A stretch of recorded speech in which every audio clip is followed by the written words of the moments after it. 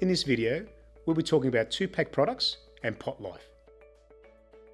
Many products in our protective coatings range are 2-pack. This is sometimes referred to as 2-part, 2-component, or 2K. The standard 2-pack kit comprises of a Part A and a Part B. Part A contains the reactive resin, Part B contains a curing agent or hardener. The manufacturer ensures that the ratio of resin to hardener is in exact proportions to achieve complete reaction when thoroughly mixed. The larger can or packaging of a 2-part mix is typically the Part A, and Part B is typically the smaller container. Correct mixing of the 2-pack coatings prior to application is an essential step in the whole painting process. Many coating failures can be traced back to the mixing stage. The procedure for mixing 2-pack coatings is a lot more involved than mixing single-pack coatings. The mixing of single-pack coatings can usually be adequately achieved by using potato mashers, paddle stirrers, or paint shakers. The mixing of 2-pack coatings cannot be achieved with anything less than a power mixer. The amount of shear introduced by power mixing is significantly greater than hand mixing and is critical for chemical reaction initiation. Here are some examples of mixing devices for paints. This is typically used for acrylic type coatings or decorative finishes. This is used for protective coatings. This should not be used for protective coatings. This is what you need. The speed and efficiency of mixing using a power mixer ensures that, on a molecular level, almost every molecule Part A finds its Part B, so the 2-pack coating is uniform throughout the mix and achieves 100% of its properties.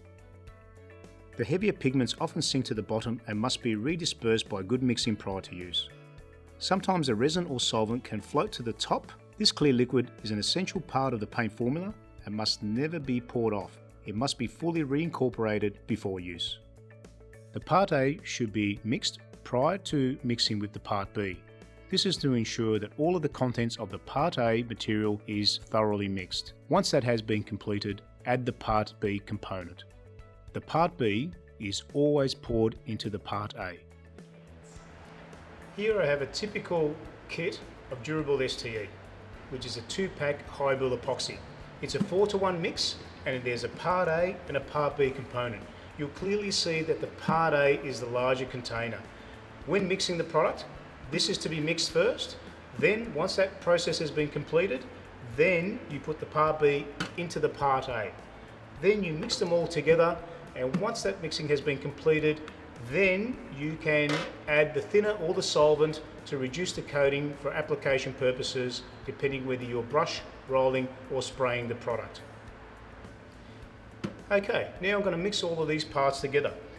The first thing I do is make sure I'm wearing the right PPE, so I've got my gloves, got my safety glasses in, because you don't want this splashing in your face or getting in your eyes.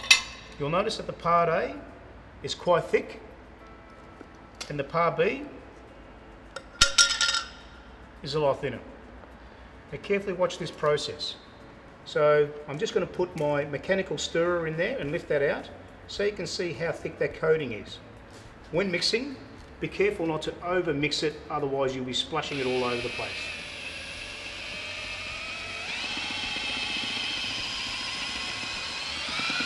Making sure when you're mixing, if the product has been tinted, make sure that there's no tinter left on the underside of the can lid, and make sure that any tinter or any product that's stuck to the side of the can is properly mixed into the overall package. This can be used by using a spatula to make sure that you scrape all the product that could be on the side of the can so that all is thoroughly mixed. Any unmixed coating will not dry. I'm just making sure now that the Part A is completely mixed. Some products have a very high volume solids. You need to make sure that all of those volume solids are reconstituted into the Part A. If you have any volume solids or any leftover product on the bottom that's not thoroughly mixed into the Part A, then basically you're affecting the coating and its performance. This is a very important process, so make sure that the Part A is well mixed prior to the application of the Part B.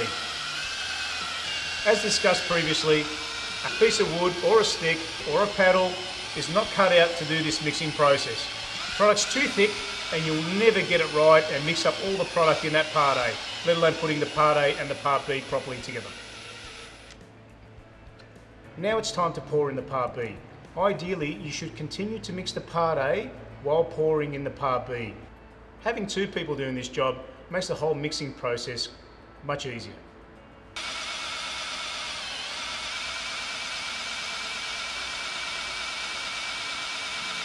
Gradually pour it in. And make sure that all the Part B is completely mixed into the Part A.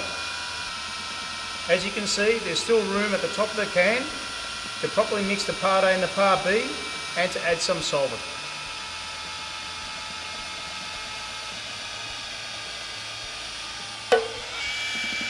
Now continue to mix the product for about 5 minutes to make sure that the Part A and the Part B are completely mixed together.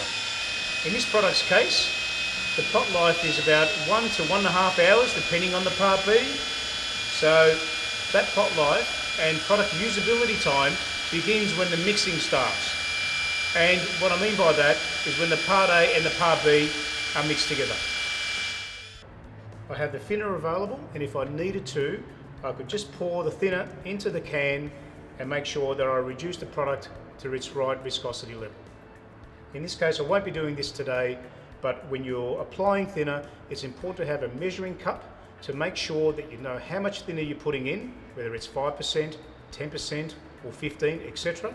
And if you are using multiple kits, to make sure that you remember the amount of thinner per kit. That way you achieve a consistent viscosity from can to can and kit to kit. If mixing is not thorough, areas will be richer in either Part A or Part B, resulting in incorrect mixing ratios in these areas. This is called off-ratio mixing. Off-ratio mixing may result in the following: patchy or inconsistent gloss and lower gloss than stated on the datasheet.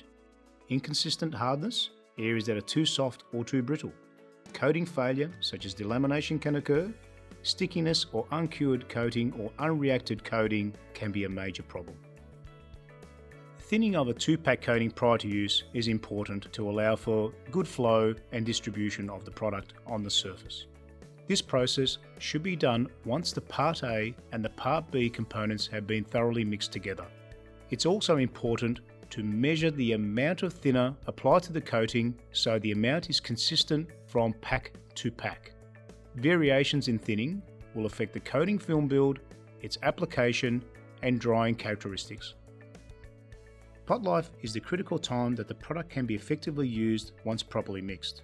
Coating product should not be used once the pot life time has been exceeded.